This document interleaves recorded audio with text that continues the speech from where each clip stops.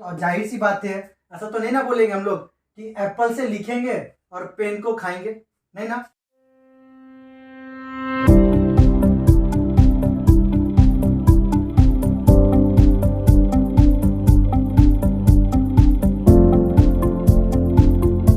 Friends, मैं हूं जगदीप पासवान उर्फ आपके अपने जग्गू भैया, और एक बार फिर से स्वागत है आपका अपने YouTube channel Echo with Jaggu में।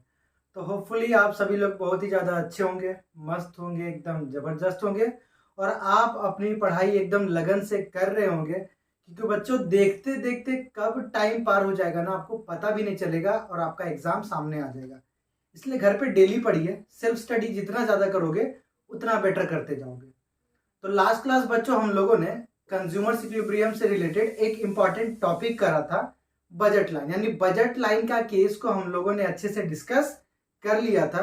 आज इस चैप्टर का लास्ट क्लास है, यानी आज हम लोग जो भी इस चैप्टर से रिलेटेड टॉपिक्स बचा हुआ है उसको कंप्लीट करेंगे। तो वीडियो को स्किप एकदम भी मत कीजिएगा। अगर आप चैनल पर नए हैं तो चैनल को सब्सक्राइब जरूर कर दीजिएगा।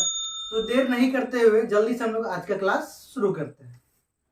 तो बच्चों, आज की इस क्लास में हम लोग इंडिफरेंस कर्व के बारे में जानेंगे। इंडिफरेंस कर्व से रिलेटेड क्वेश्चन एग्जाम में आता ही आता है।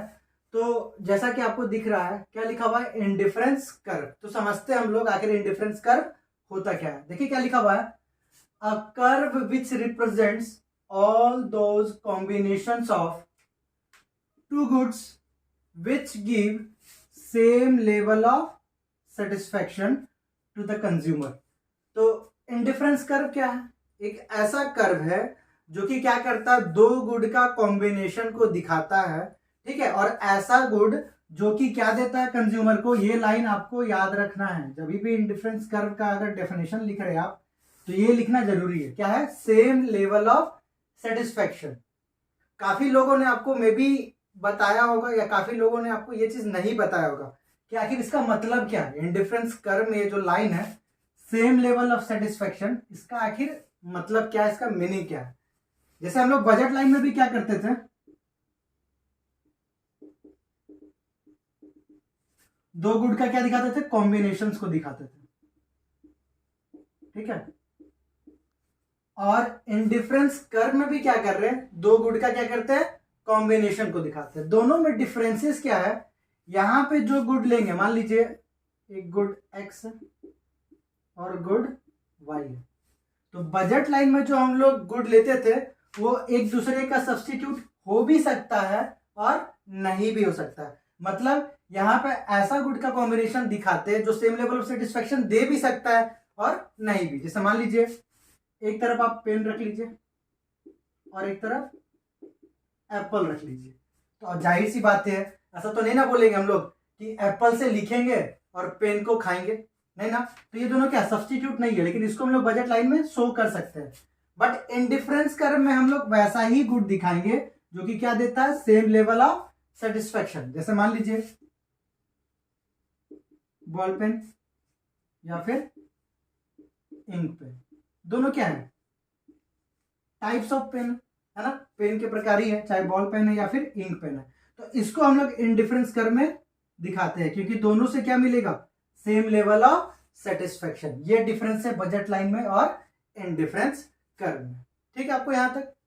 तो बच्चों, आपको समझ में आ गया कि इंडिफरेंस कर्व क्या होता है। दो गुड का क्या करते हैं, इसमें हम लोग कॉम्बिनेशन को दिखाते हैं, वो भी ऐसा गुड जो कि कस्टमर को, कंज्यूमर को क्या करता है, सेम लेवल ऑफ सेटिस्फेक्शन देता है। अब इस इंडिफरेंस कर्व को डायग्राम के थ्रू कैसे दिखाएंगे, तो इसके लिए एक शेड्यूल बनाते हैं, ठीक है। जैसे दिया हुआ है, मान लीजिए गुड एक्स और गुड वाई, कोई कंज्यूमर है जो कि दो गुड कंज्यूम कर रहा है, गुड एक्स और गुड वाई। तो गुड एक्स कैसे परचेस कर रहा है, 1 फिर 2 फिर 3 फिर 4। गुड वाई किस तरह से कर रहा है, 8 4 2 1। ये अभी आगे हम लोग जानेंगे कि जब गुड एक्स को बढ़ा रहे हैं तो गुड वाई को क्यों डिक्रीज कर रहे हैं, ठीक है। अब आपको दिख रहा होगा MRS, अब इसके बारे में भी हम लोग थोड़ी देर में जानेंगे। बस आपको वीडियो में बने रहना है, स्किप मत कीजिएगा। मार्जिनल रेट ऑफ सब्स्टिट्यूशन बोलते हो, ठीक है। तो इसका फॉर्मूला क्या है, delta Y by delta X. और आपको पहले भी बोले, जब भी ये ट्रायंगल साइन देगा, है ना, इसका मतलब होता है चेंज, इसको डेल्टा पढ़ते हैं, यानी चेंज इन क्या हो गया, गुड वाई ठीक है, divided by change in good x. तो देखिए 8 से 4 कितना का चेंजेस आया 4, 1 से 2 कितना का चेंजेस आया 1, यानी कि इसको 4:1 बोल सकते हैं, सॉल्व करोगे तो 4। फिर 4 से 2 कितना का चेंजेस आया 2, फिर 2 से 3 चेंजेस कितना का 1, यानी कि 2, फिर 2 से 1 1 और 3 से 4 1। तो आप ध्यान दे रहे होगे कि जो MRS है वो आपका घटता जा रहा है, जो MRS है वो क्या होता जा रहा है, घटता जा रहा है। तो ध्यान दीजिएगा, जब हम लोग दो गुड का कॉम्बिनेशन को एक शेड्यूल के थ्रू दिखा रहे हैं, एक टेबल के थ्रू दिखा रहे हैं, तो इसको बोलेंगे इंडिफरेंस सेट। क्या बोलेंगे, इंडिफरेंस सेट।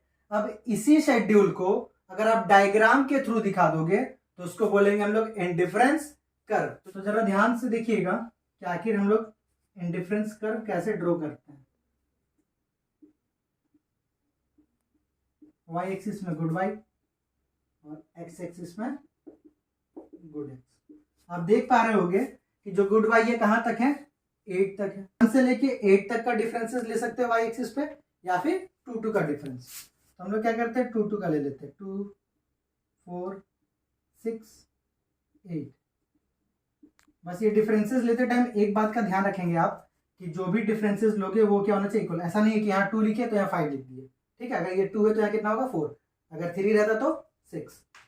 और ये कहाँ तक गया भाई, 1 से लेकर 4 तक, तो 1 2 3 4। अब ध्यान से देखिएगा 1 पे कितना है 8,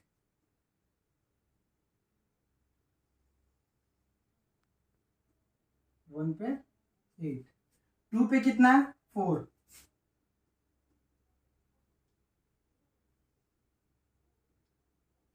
3 पे कितना है 2,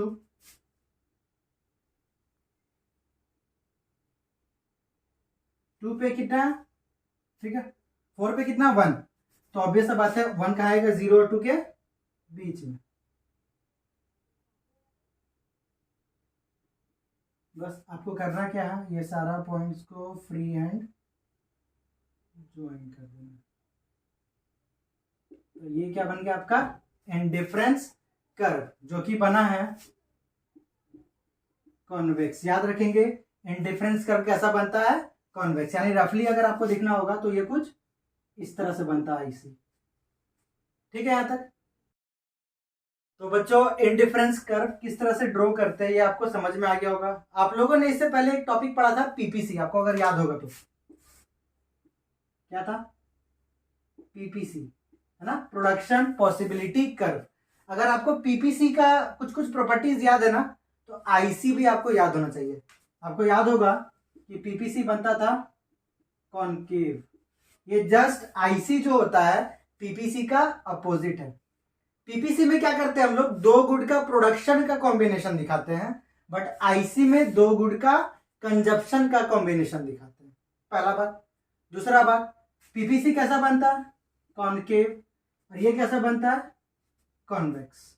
और आपको अगर याद होगा तो पीपीसी कॉनकेव इसलिए बनता था क्योंकि मार्जिनल अपॉर्चुनिटी कॉस्ट बढ़ता था, एमओसी बढ़ता था तो कॉनकेव बन रहा। तो ऑब्वियस सा बात है एमआरएस घटता है, इसलिए ये कैसा बनता है, कॉन्वेक्स। आप देख सकते हो 4 से 2, 2 से 1 है ना, आपका मार्जिनल रेट ऑफ सब्सटीट्यूशन क्या हो रहा है, घटता जा रहा है, इसलिए कैसा बन रहा है ये, कॉन्वेक्स। याद रखेंगे अगर एमआरएस बढ़ता तब ये कॉनकेव बन सकता है। आपको ये याद है कि एमओसी बढ़ता है इसलिए पीपीसी कैसा बनता है, कॉनकेव। तो एक छोटा सा बात था ये जो कि आपको याद रखना है। ध्यान दीजिएगा एक और टॉपिक जो कि जनरली 1 मार्क्स में हो सकता पूछ दें। मान लीजिए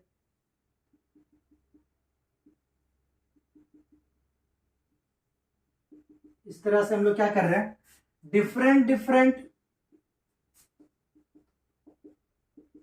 आईसी को एक ही सिंगल डायग्राम में दिखा रहे हैं। आप देख रहे हैं कि यहाँ पे सिर्फ एक ही आईसी बना, बट यहाँ पे क्या IC1, IC2, IC3, ठीक है। तो इसको क्या बोलते हैं हम लोग, इंडिफरेंस मैप। ध्यान रखेंगे क्या है ये? Indifference map. तो इंडिफरेंस मैप क्या होता है? कलेक्शन ऑफ डिफरेंट आईसीज, बहुत सारा आईसी को एक ही डायग्राम में दिखाना क्या कहलाता है? Indifference map. यानी आप बोल सकते हैं ये क्या है? फैमिली ऑफ आईसीज है। ठीक है, एक ही डायग्राम में बहुत सारा आईसी को क्या कर रहे हैं? शो कर रहे हैं। तो इसको क्या बोलते हैं हम लोग? Indifference map. ठीक है, तो नेक्स्ट टॉपिक जो हम लोग अभी करेंगे वो आपको एकदम अच्छे से समझना है, क्योंकि नेक्स्ट टॉपिक जो हमारा है वो है प्रॉपर्टीज ऑफ आईसी। ठीक है, ये एग्जाम में मस्ट है कि आता है, तो आपको आईसी का प्रॉपर्टी याद रखना है विथ रीजन। कभी कभी क्या होगा, उसी प्रॉपर्टी से आपको क्वेश्चन आ जाएगा 1 मार्क्स में। ठीक है, तो यानी हमारा जो नेक्स्ट टॉपिक है वो क्या है? Properties of IC. बहुत ही इजी है, बस आपको यहाँ बने रहना है। अगर ध्यान मोबाइल में जा रहा है तो भाई ध्यान भटकाइए नहीं, क्योंकि वो चीज आपका काम नहीं आने वाला है। आप बस इधर ध्यान दीजिए। तो हमारा नेक्स्ट टॉपिक क्या है? Properties of IC. बहुत इजी है ये। ठीक है, बहुत ही ज्यादा इजी है। तो सबसे पहला जो टॉपिक है, सॉरी, जो सबसे पहला पॉइंट है वो क्या है? IC slopes downward to the right, या इसको बोलते हैं नेगेटिवली स्लोप। जो आईसी कर्व है, अभी जैसे कि हम लोग ड्रॉ किए थे, वो कैसा बनता है? Downward sloping. कैसा बनता है? डाउनवर्ड स्लोपिंग, या इसको बोलते हैं नेगेटिवली स्लोप। ऐसा क्यों होता है? बिकॉज, ठीक है, याद रखिएगा, कोई भी चीज डाउनवर्ड स्लोपिंग क्यों बनता है? क्योंकि आपने ध्यान दिया होगा कि जब आप गुड एक्स का कंजप्शन को बढ़ा रहे थे तो गुड वाई का कंजप्शन को घटाना पड़ रहा था। ठीक है, तो एक गुड का कंजप्शन को अगर बढ़ाते हैं तो दूसरा गुड का कंजप्शन को घटाना पड़ता है। इसके पीछे का भी कॉज क्या है? क्योंकि हमारा जो इनकम है वो लिमिटेड है। हमारा जो इनकम है वो क्या है? मतलब इसी इनकम में हमको क्या करना है? गुड एक्स भी परचेस करना है और गुड वाई भी परचेस करना। इसलिए जैसे जैसे गुड एक्स का कंजप्शन बढ़ा रहे थे, गुड वाई का कंजप्शन क्या हो रहा है? घटते जा रहा है। एक बढ़ रहा है, एक घट रहा है, इसलिए इसको नेगेटिव बोलते हैं। और इसी वजह से ये क्या बनता है? Downward sloping. तो अगर पूछ सकता है question, why IC is downward sloping, तो क्या लिखेंगे? Because to increase the consumption of one good, we have to decrease the other one। यानी एक गुड का अगर कंजप्शन को आपको बढ़ाना है तो दूसरा गुड का कंजप्शन को घटाना पड़ता है। इसी वजह से आईसी कैसा बनता है? Downward sloping. तो पहला प्रॉपर्टी है कि आईसी हमेशा डाउनवर्ड स्लोपिंग बनेगा। दूसरा क्या है? IC is convex to the origin, है ना? आईसी कैसा बन रहा है? कॉन्वेक्स बन रहा है। तो इसके पीछे का सिंपल सा रीजन है, बिकॉज ऑफ डिमिनिशिंग एमआरएस। अभी थोड़ी देर में जानेंगे कि ये एमआरएस होता क्या है। तो जो एमआरएस है यानी मार्जिनल रेट ऑफ सब्स्टिट्यूशन, ये घटता है। इसी वजह से आईसी का सेकंड प्रॉपर्टी क्या है कि वो कैसा बनता है? कॉन्वेक्स बनता है। याद रखेंगे। ठीक है, थर्ड क्या है? टू आईसीज नेवर टच और इंटरसेक्ट ईच अदर। दो आईसी, जैसे मान लीजिए एक ये है एक ये है, ठीक है, तो ये दोनों आईसी आपस में कभी भी एक दूसरे को ना तो टच करेगा ना ही कट करेगा। ऐसा क्यों है? बिकॉज, आपको रीजन याद रखना है, ठीक है, because the same combination of the same combination of two goods never give two different level of satisfaction। आपको पहले ही बताए थे कि आईसी में ऐसा गुड का कॉम्बिनेशन दिखाते हैं जो कि क्या देता है, सेम लेवल ऑफ सेटिस्फेक्शन। तो एक दूसरे को टच या कट करने के लिए डिफरेंट लेवल ऑफ सेटिस्फेक्शन देना जरूरी है, जो कि ऐसा पॉसिबल नहीं होता है। और लास्ट हमारा जो प्रॉपर्टी है वो क्या है, a higher IC represents a higher level of satisfaction। जैसे मान लीजिए इस तरह से हम लोगों ने 3 IC बनाए, IC3, IC2 और IC1। तो सबसे हाईएस्ट पे कौन है, IC3, फिर कौन है IC2 और IC1। तो तीनों में जो सबसे हायर सेटिस्फेक्शन देगा वो होगा IC3, उसके बाद IC2 और सबसे कम IC1। यही है कि ए हायर IC क्या रिप्रेजेंट करता है, हायर लेवल ऑफ सेटिस्फेक्शन। बस इतना सा बात आपको याद रखना है और आपको आराम से 3 और 4 नंबर एग्जाम में लाने से कोई नहीं रोक पाएगा। तो बच्चों उम्मीद है अभी तक आप लोगों को IC का प्रॉपर्टी, जो कि बहुत ही इंपॉर्टेंट टॉपिक है, अच्छे से समझ में आ गया होगा। जैसा कि हम बार बार एक टॉपिक है जो कि बोल रहे हैं, ठीक है, आपको दिख रहा होगा एक वर्ड जो कि बार बार रिपीट किए जा रहे हैं, MRS MRS MRS। तो आपको जैसा कि बोले थे हम कि आप बस वीडियो में बने रहिएगा, आपको ये चीज समझाएंगे। क्या है MRS का फुल फॉर्म, क्या होता है, मार्जिनल रेट ऑफ सब्सटीट्यूशन। क्या है, मार्जिनल रेट ऑफ सब्सटीट्यूशन, जिसको MRS बोलते हैं। तो क्या है भाई, it is the rate at which a consumer is willing to substitute one good to obtain one more unit of the other good। तो ये वो रेट है जिस रेट पे कोई कंज्यूमर क्या करता है, अगर एक गुड का कंजप्शन को बढ़ाना है तो दूसरा गुड का कंजप्शन को घटाना पड़ता है। तो जिस रेट पे ये काम किया जाता है उसी रेट को हम लोग बोलते हैं मार्जिनल रेट ऑफ सब्सटीट्यूशन। याद रखिएगा।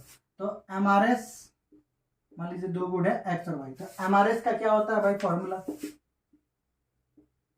गुड्स सैक्रिफाइस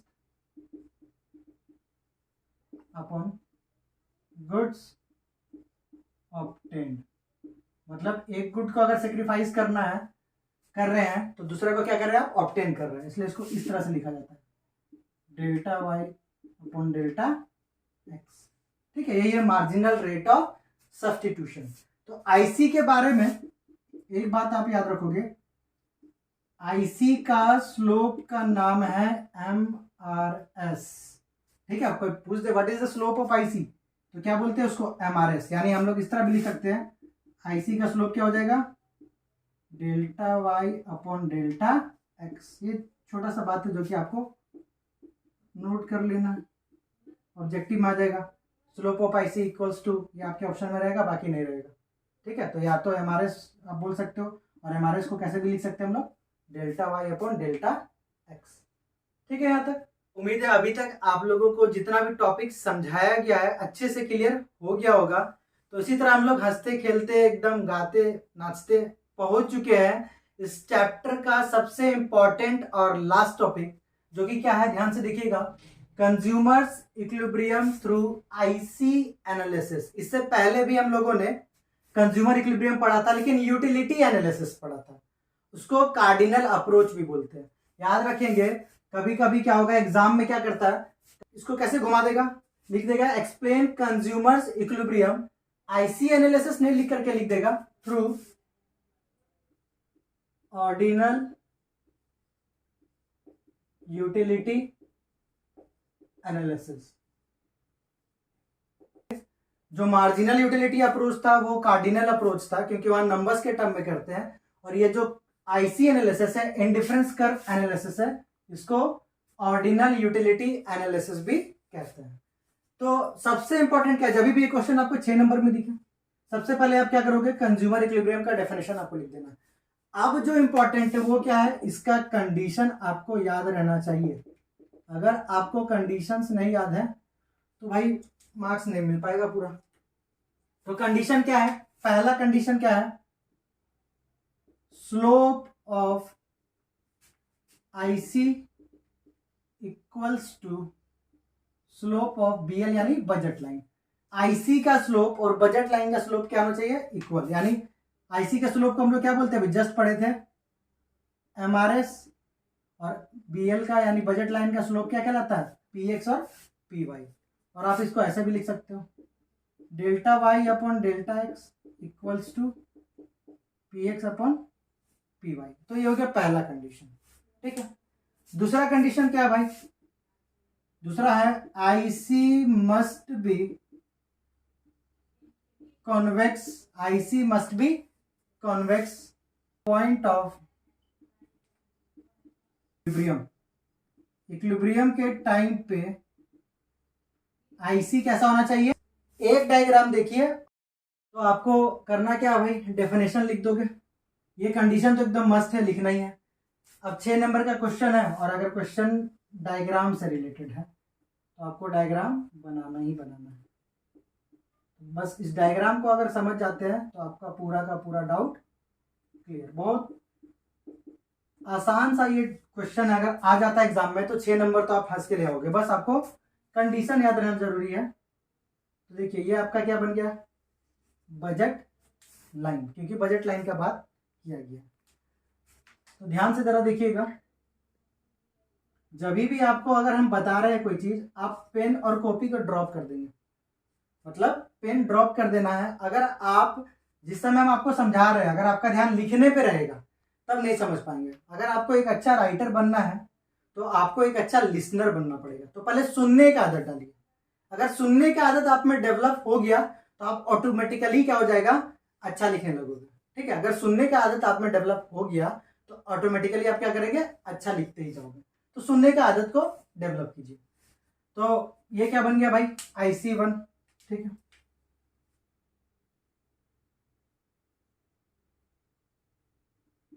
ये हो गया IC2। ध्यान रखना है, जब IC2 को बजट लाइन के पास यहाँ पे क्या करना है, टेंजेंट रखेंगे, कट नहीं करेंगे। ये जैसे ये कट किया, यहाँ पे ये कट किया, यहाँ टेंजेंट होना चाहिए, ठीक है।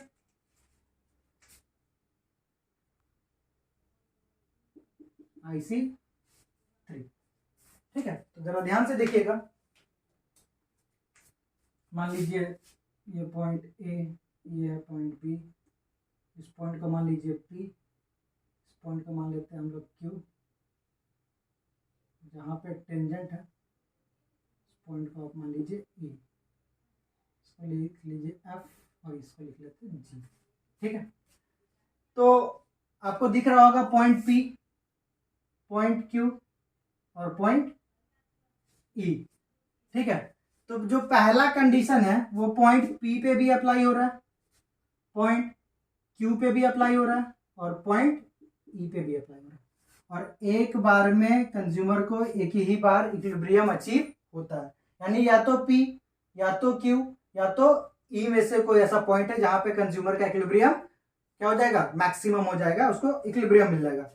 तो पॉइंट पी पे पहला कंडीशन अप्लाई हो रहा है, क्या है भाई, स्लोप ऑफ आईसी और बजट लाइन का स्लोप क्या है, इक्वल है। यहां पे भी इक्वल है, यानी इस तीनों पॉइंट पे पहला वाला जो कंडीशन है वो अप्लाई हो जा रहा है। अब जरा सेकेंड कंडीशन की तरफ बढ़ेंगे। क्या बोला है कि पॉइंट ऑफ इक्विलिब्रियम के टाइम पे आईसी क्या होना चाहिए, कॉन्वेक्स होना चाहिए। जरा ध्यान से देखिएगा, पॉइंट पी ये वाला पोर्शन क्या कॉन्वेक्स है, ऑब्वियस है नहीं है, यानी पॉइंट पी नहीं होगा। फिर ध्यान से देखिए ये वाला पोर्शन ये यहां से स्टार्ट हो रहा है, तो क्या ये कॉन्वेक्स है, यहां भी नहीं है। बट आप पॉइंट ई पे देख रहे हो, ये क्या हो जा रहा है, कॉन्वेक्स, यानी पॉइंट ई पे दूसरा वाला कंडीशन भी अप्लाई हो रहा है। इसलिए हम लोग क्या बोलेंगे, point E is the consumer equilibrium point, because at this point slope of IC is equal to slope of budget line and IC is convex to the origin. Region में ये लिखना है कि point E is the equilibrium point because at this point slope of IC is equal to slope of budget line and IC is convex to the origin. और एक बात, IC3 तो भाई बजट लाइन से बाहर है, तो ये हमारे औकात से बाहर है, तो आप इस कॉम्बिनेशन को परचेज नहीं कर सकते हो। अब ध्यान से देखिएगा, IC2 is greater than IC1 है, यानी हम लोगों को ज़्यादा सेटिस्फेक्शन किस में मिलेगा, IC2 में कंपेयर टू IC1। और point P and Q belongs to IC1। ये भी एक रीजन है कि ये दोनों इक्विलिब्रियम वाला पॉइंट नहीं होगा, क्योंकि ये दोनों लोअर IC को रिप्रेजेंट करता है। ठीक है, तो बस आपको ये डेफिनेशन, कंडीशन, डायग्राम और डायग्राम का थोड़ा सा एक्सप्लेनेशन इतना लिखोगे, 6 नंबर में से आधा नंबर भी आपका नहीं कटेगा। तो बच्चों, उम्मीद है आप लोगों को टॉपिक एकदम अच्छे से क्लियर हो गया होगा। अगर कोई भी डाउट है तो आप कमेंट कीजिए, आपका डाउट हमेशा हम क्लियर करने का कोशिश करते रहेंगे। मिलेंगे आपसे अगले वीडियो में, तब तक के लिए take care, keep smiling and Jai Hind.